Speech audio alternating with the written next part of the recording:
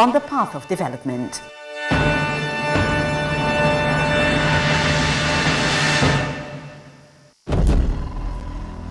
Be the first to know.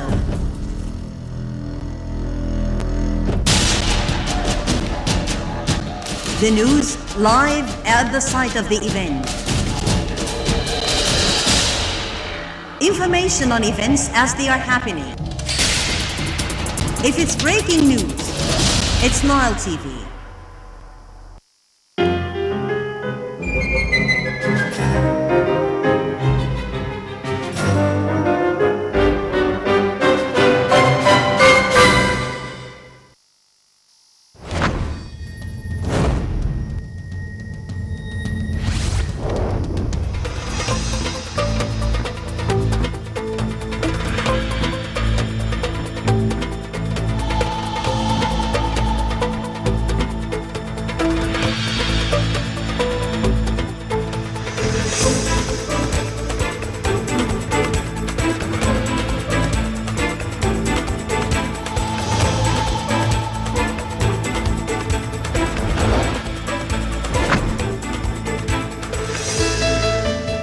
Hello and welcome back to another new edition of Windows on Current Affairs, and today we take a thorough look over the current economic situation and link that with the latest National Youth Conference that took place earlier last week in the Red Sea resort of Sharm el-Sheikh with the participation of more than 3,000 of our Egyptian youth and officials and the presidential institution. Also attended by the president himself, sitting and listening to all the suggestions of the Egyptian youth and entrepreneurs and women from leading positions all over Egypt, politicians and policymakers. Of course, we're going to review the recommendations of that summit and the implication of those recommendations on the current economic situation that was surprised earlier today by the surprising decision of the central bank to liberalize the Egyptian pound against all the foreign currencies. Of course, we're going to delve into more details about this surprising decision by the governor of the central bank, Mr. Naiem, by liberalizing the Egyptian pound, and what's the implication of or the result of that surprising decision on the foreign investment and the foreign trade and the IMF loan. Of course, we're going to delve into more details in this edition of Windows on Current Affairs. But first, let me welcome our prominent guest, Dr. Salah Abdullah, former member of parliament and a political analyst. Good evening, Dr. Abdullah. And one of the prominent youth who was participating in the National Youth Conference that took place in Sharm el-Sheikh earlier, Mr. Beshoy Naiem. Good evening, Mr. Naiem. And we're going to be starting off with the Windows on Current Affairs after this short break, so stay with us.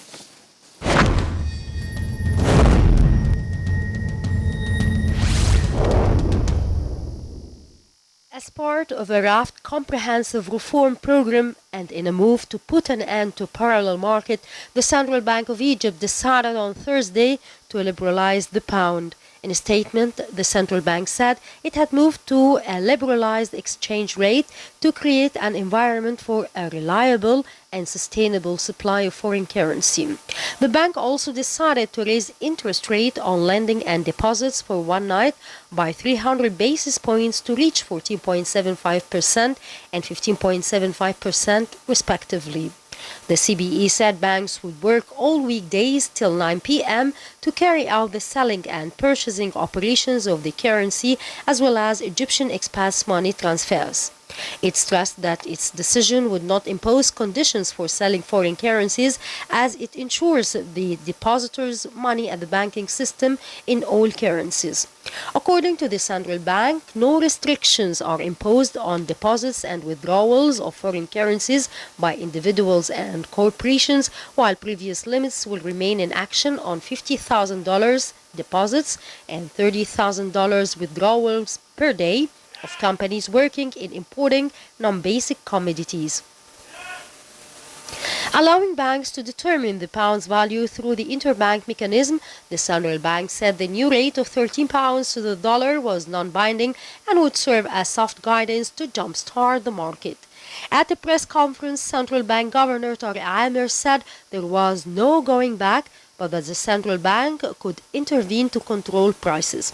Naiem said inflation had likely peaked and would ease as pressure on the pound had faded, noting that the central bank had provided $1.2 billion to banks to secure supplies of essential foods last month as part of efforts to protect low-income brackets.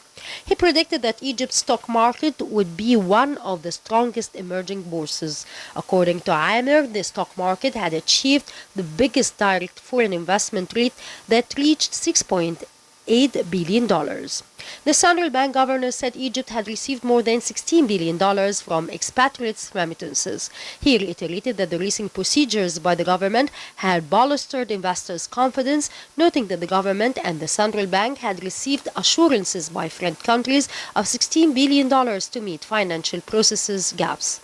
In this respect, Naiem stressed that foreign investors had started to view Egypt as a promising market, especially with the implementation of a set of economic reforms package, calling on citizens to shoulder their responsibilities towards the country and to be wise in dealing with the new decisions. Naiem expressed hope that Egypt would finalize a $12 billion IMF loan program within days, adding that the country had secured pledges worth $16.3 billion from G7 countries, China and Arab allies, to plug this year's budget deficit. The dollar was trading on official markets at between 13.5 and 14 Egyptian pounds, up sharply from the previous rate of 8.8. The International Monetary Fund, meanwhile, welcomed Thursday's central bank's decision, saying it would make more foreign exchange available, improve Egypt's external competitiveness, support exports and tourism, and attract foreign investment. The decision came as a surprise after officials said they would only consider it once foreign reserves reached $25 billion, up from September's $19.6 billion. On the black market this week, the dollar was trading at a historic high of £18 before losing value. Liberalizing the pound had long been among the list of measures demanded by investors and international creditors.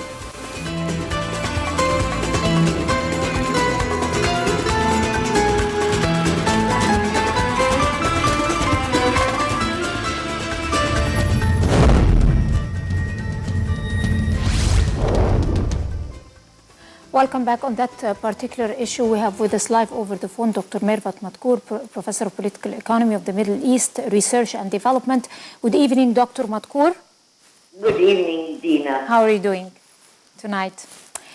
First of all, as you have heard, there is a liberalization of the Egyptian pound against all foreign currencies, and in particular the US dollar. How far do you see that is going to quell any distortions in the domestic foreign currency market right now after that sudden decision by the central bank governor? Well, look, Dina, I'm always against the floating of a currency that has no backup. We do not have a backup, okay? So in order for taking such a measure, for example, we should have studied what is the consequences of liberating the Egyptian pounds when we have to import so many components which we use in production. If this is going to be applied to these components, the end product will be more expensive, will rise in price. And who will pay that price? It's the consumer, right? So there is also another factor, like the medicines, for example. There must be another solution for these, for the components that goes into the production, okay, of whatever we produce here in Egypt. Mind you, we do not have a strong productive sector. We know that the Egyptian economy is an import-based and consuming-based economy. It's not a productive economy.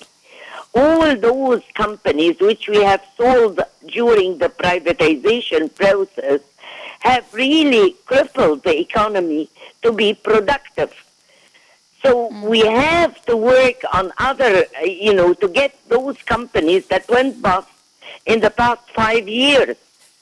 Okay, the lending of banks to these companies that are really in a mess, and to make them start to produce, they have to be more flexible.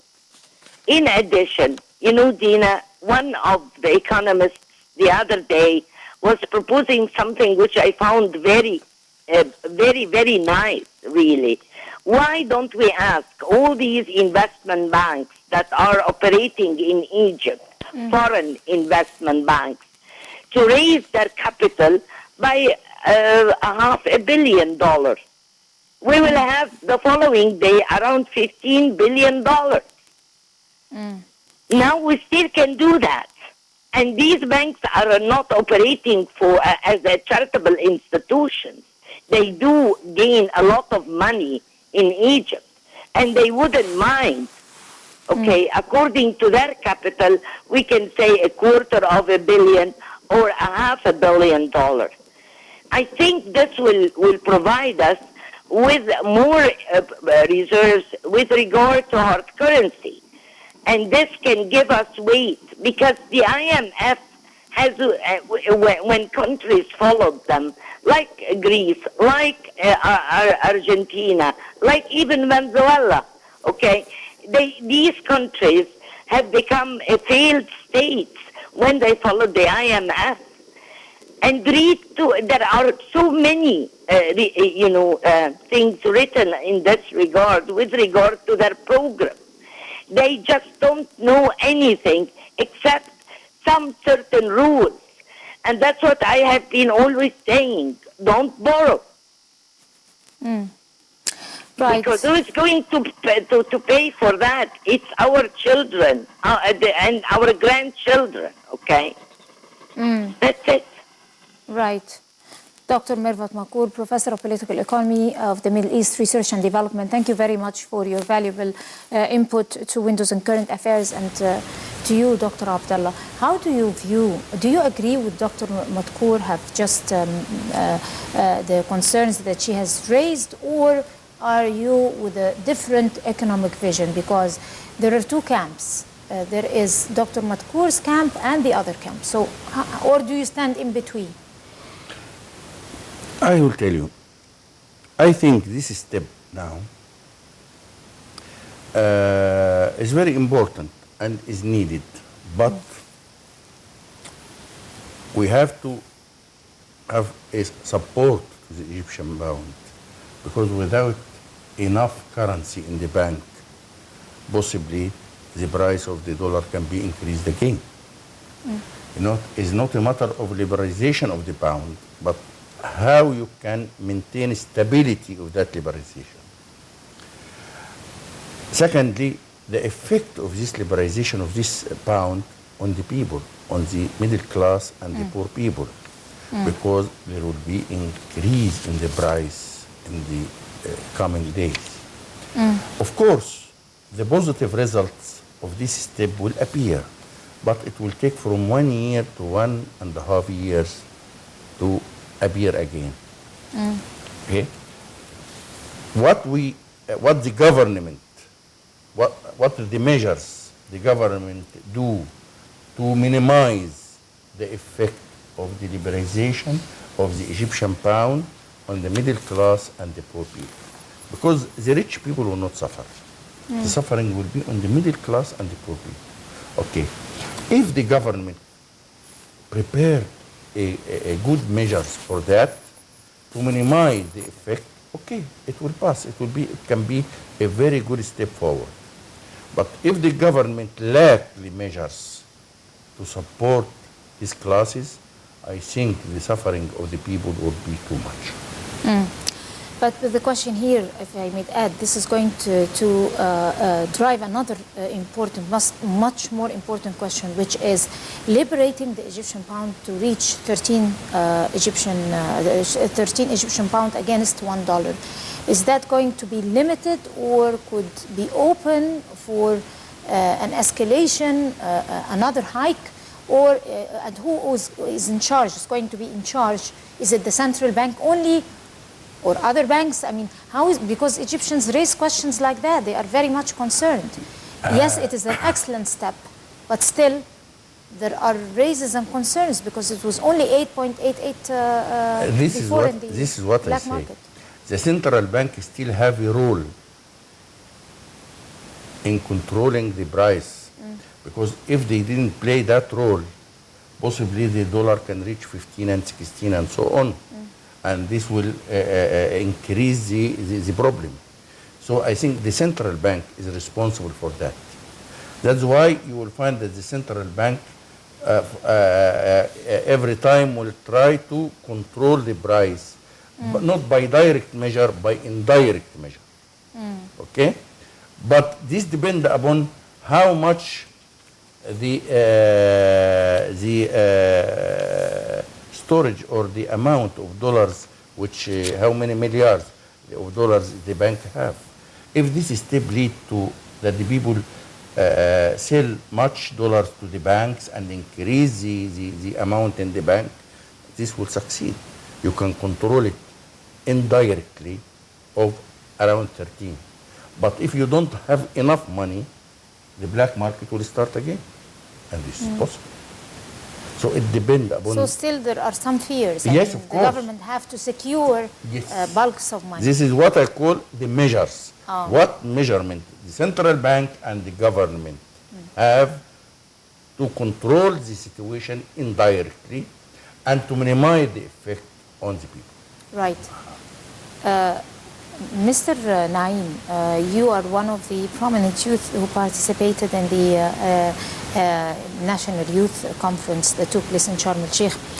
Of course, to you, I was speaking with you off air before we start off with the program, and you said for you in person it signified, and to a great range of youth like you, that signified before anything else the political will of the regime, the political will of the country right now after June 30th revolution.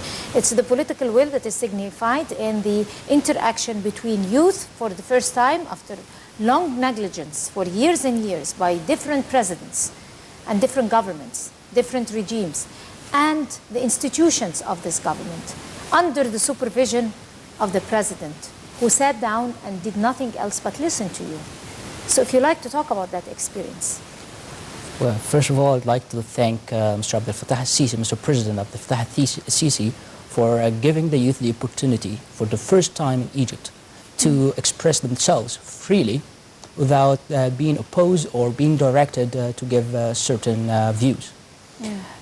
What I really feel about this step in fixing the economical system in Egypt, I feel that they are not, the country is not trying to fix the symptoms only. It's taking deep measures and actions. And on another level, there are many projects that are sitting in Egypt nowadays, from small and medium projects, and which are supported by the 200 billion pounds, Egyptian pounds, that are supported by President Abdel Fattah al-Sisi to support these projects. And I totally agree with Dr. Mervat that we need to produce. This economy will raise and it will develop if it only gives more products. And this is really happening in some areas, like in agriculture. There's already 1.5 million projects that are given to the youth for agriculture, and this is giving more power to the economy. At the same time, fish farming, this is also launching soon, and that will also help in the boost of the economy. manufacturing these products will absolutely enhance our position in exporting and increasing the dollar reserve in the central bank. Right. Going back to you commentating on what Mr. Naiem said, of course, to our knowledge that the bank also decided to raise the interest rate on lendings and deposits from for one night to reach 14.75% and 15.75% respectively. How is that going to be? How is that viewed by the consumer? Is that going to encourage more healthier economic climate in the country?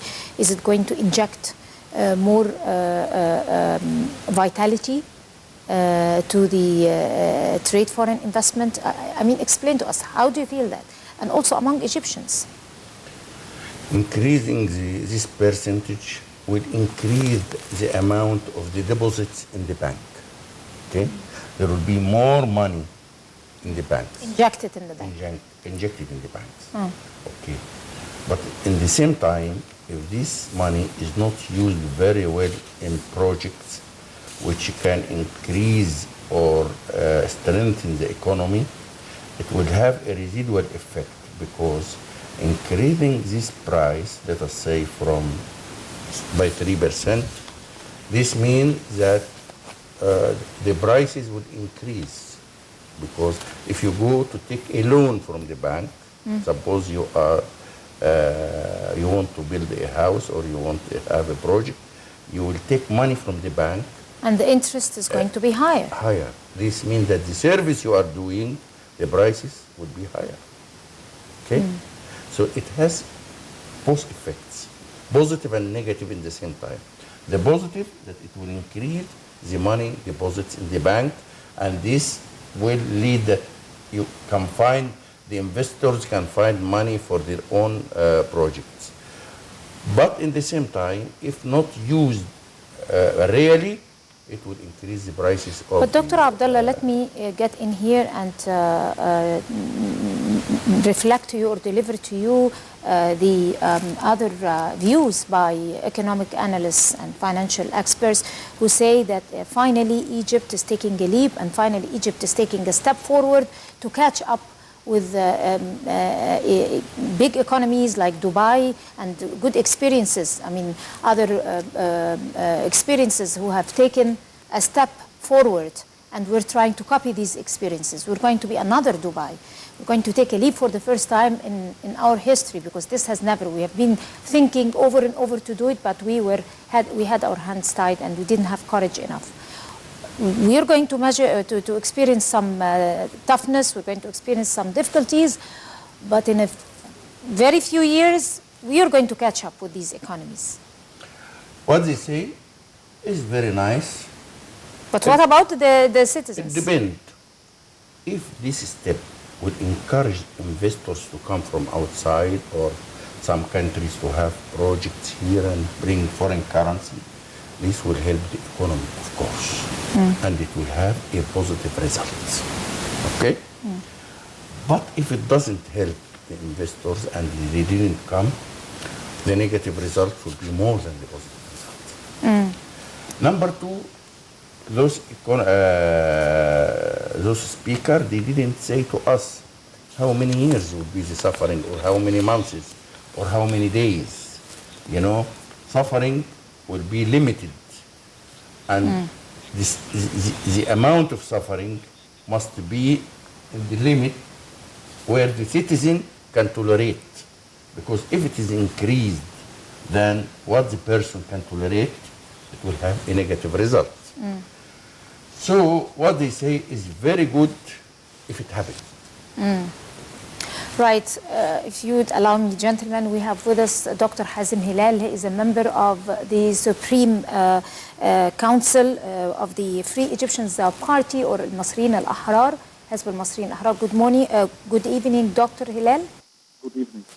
We were talking about the liberation of the Egyptian pound, that sudden decision taken by the central bank against the foreign currencies in Egypt, and in particular the US dollar. Also, we were talking about the participation of youth in the first national conference that took place last week, that successful conference that was attended by President al-Sisi. For a long time, youth were neglected by several regimes in Egypt. But suddenly, they were given much concern by the president, Abdel Fattah al-Sisi. Now, but still we can see partisan variety in Egypt, and that still need improvement. And also the presence of youth, the clear presence of youth in political parties is not really showing strongly. So do you think that that conference is going to inject new blood in the old political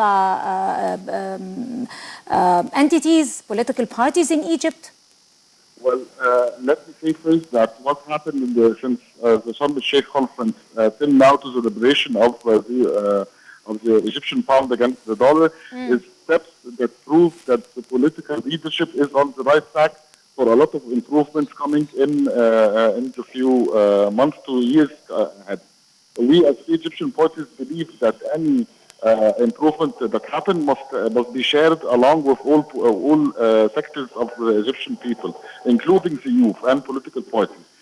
Since the conference, the President Sisi thankfully has been listening to everyone and all their comments about the political, economical, and social situation in Egypt, and taking all the comments in consideration. After what happened today, also the Free Egyptian Party have issued a statement welcoming these decisions and hoping that the right measures are going to be taken to ensure the right implementation of such decisions. Since day one of the conference of youth and since day one of the new economical decisions that have been taken, we as the Egyptian Party are backing them up, giving them all the support that we can, hoping that this will take us to the right way that all of Egypt want to see Egypt as #1 country in the world. Right. Dr. Hilal, a final question. There is until now a huge political gap among the political parties and in political life in Egypt. That gap, everybody has failed to occupy until now, including politicians, political parties, and all those who are concerned in that field, except for the president, that everyone is surrounding him, probably because all the debating camps are agreeing on that president. So how do you think the youth could be able to succeed in filling that gap in the near future? Well, let's differentiate between two periods of time. The time of where everyone in Egypt should put their hands together to rise with Egypt and the country above their own benefits out of what's going on. Since the Sharm el-Sheikh conference, and today especially, and the number of economical measurements that's been taken, it's not a time to see who's going to support more or going to give more. It's all the time that to unite and to stand together behind this country. We have been having several meetings with other political parties, the Egyptian party, and that was shown that the bus that was going to Sharm el-Sheikh from Cairo was met here in the house of the Free Egyptian Party, taking together all of the political parties and their youth. Today's statement has been issued from the party, and we'll continue supporting any measurements that's going to give any support to the country and its economical situation. Right, Mr. Hazem Hilal, member of the Supreme Council of the Free Egyptian Free Party, would like to thank you very much, a member of the Free Egyptian Party, Mr. Hazem Hilal. And going back to you, Mr. Beshoy, of course we're going to talk about how you participated in that conference, but don't you see that this national conference for the first time comes as a platform to collect you all together from all walks of life, the entrepreneurs, the politicians, the political parties, the institutions, the ministers, the president even himself. That is a signal that this summit has succeeded in confining, it went beyond all the confines of ages, and it succeeded in building what we can call bridges between generations, and put a collective picture of thinking of ways to address common goals and aspirations. Do you think that this summit fulfilled in doing that to you as youth? Well, as a first note, I totally believe in this conference and the success that we have touched ourselves firsthand with prominent leaders who attended the conference every day with us.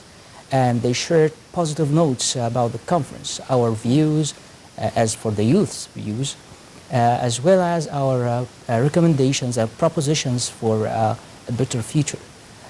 So I totally believe that this conference has made a success, and not only that, the continuation of the continuation of following up on the conference with monthly workshops and meetings in order to make sure that the recommendations and the propositions that are carried out throughout the year. That's due to our next conference in Sharm el-Sheikh in February 2017. That will be there will be an inspection on what or how far we've been with these recommendations and propositions. Right. And how was your participation in the conference? Well, my participation was regards the national agenda. My axis was human development, and it was not only me. It's one of 25 axes that were given by my colleagues and friends in the presidential leadership program. The positive note that we all worked in a teamwork, and our human development axis wouldn't have happened or wouldn't have been a reality without the work of my team, which coordinated together in 4 different fields. First, we tried to make a proposition for fixing the human development system in Egypt, as well as correcting the misconceptions that are taken about this field or sector. The problem here is that there are some practitioners in Egypt who take this as a matter of merchandise. And this is not the real case of human development. It's the case of raising all the powers of the nation on a macro level, on a huge level, taking care of different fields. First, we had to take care of the system itself, and we had a proposition to establish a human development institution that makes use of the information gathered by some institutions in Egypt, as well as giving a huge or a multidisciplinary view that connects training and education, health, standards of living, and energy. These 4 sectors, which are the main concern or the main core points that are tackled in human development axis, are very important to us in Egypt, and we had to make a human development code that is special to the Egyptian situation to touch on the street and its needs. So this was mainly our participation in the national agenda through the human development axis. Right. Dr. Abdullah, talking about the raise of 14.75 and 15.75 rate on lending and deposits, do you think that this decision will not impose on conditions for selling foreign currencies by the banks? There is no relation between the two. This increasing is for the local currency, not for the foreign currency. Okay? So the local currency will be increased. People will deposit their own money in the bank because of this high interest. And money will have more, banks will have more money. They can use it in projects. Okay? But of course, the prices, the net result, the prices will be higher because it increases the cost of the services. Okay? Which will in turn, like you earlier said, going to result in increasing the prices. Of course. And that would need a monitor, a thorough monitor from the government. How do you think the government will be able, because this has been said, how many times have we heard that a thorough monitoring over the prices, the commodities and everything in the market is going to be fully monitored, and we have seen nothing being affected, because it's very difficult for someone to be able to track with the prices of the market and the traders and the selling and buying and all that. I mean, there must be a formula to be able to control this for the consumers' sake, especially that they're suffering enough. For every system, there is a political idea. Okay, you are now working as a capitalist. Okay, free economy, capitalist. In the free economy, you can't control the prices by law. You can't. You leave it. So what's going to be happening? Eh? What's going to be happening? It depends upon whether the prices is higher or lower, the currency is strong or weak, the goods is available or not. So why don't we say that the central bank, in other words, going to be controlling the prices through the currency also? This is socialist ideas, and we are not in socialist ideas now. We are in capitalist ideas. This is the question. That's why most So of it's not the case right now. It's not the case right now. It's not the case. You are in free economy. You cannot control it by the No. currency. You can't control it by law. You can't control it by law. No, I mean by the currency, by fixing you can't the fix currency the rate. currency because you liberate the currency. How you can fix it again? Okay, you make liberalization of the currency. Only you can indirectly enter the market to buy or to sell according to the price of the currency. Indirect control, not direct control. Indirect control. Indirect control. Indirect, yes.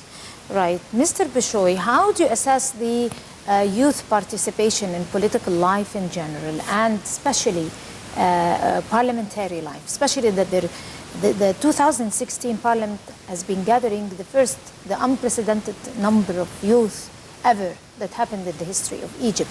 Even a great decent deal, numbers of youth were chosen and picked up by the president himself according to the law. I mean, sports personalities, I mean, entrepreneurs and politicians and women and all that. So how do you assess the presence of youth inside the parliament and in political life?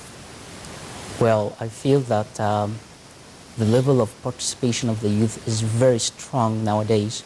I've been to the parliament on the 105th anniversary, and I have been talked to, or my group and I were talked to by one of the youngest members of the parliament, and he had talked to us about how important and passionate he is, how passionate he is regards being elected as one of the members of the parliament.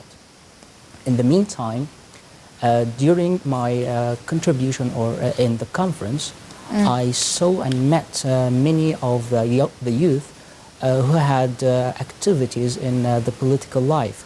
They never thought that this was real. They thought that they were not going to participate enough, or they were going to have a partial participation. However, the stage was free to them all.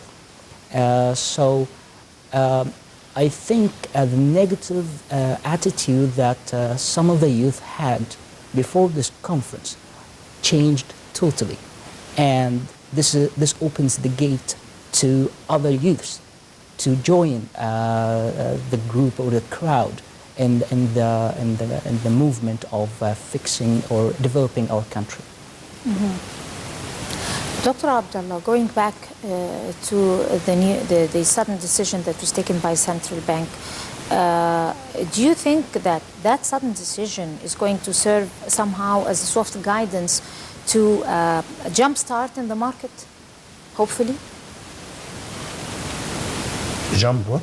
Jumpstart in the market, I mean a boost, an injection, vitality? Of course. And in what way? I mean? Of course.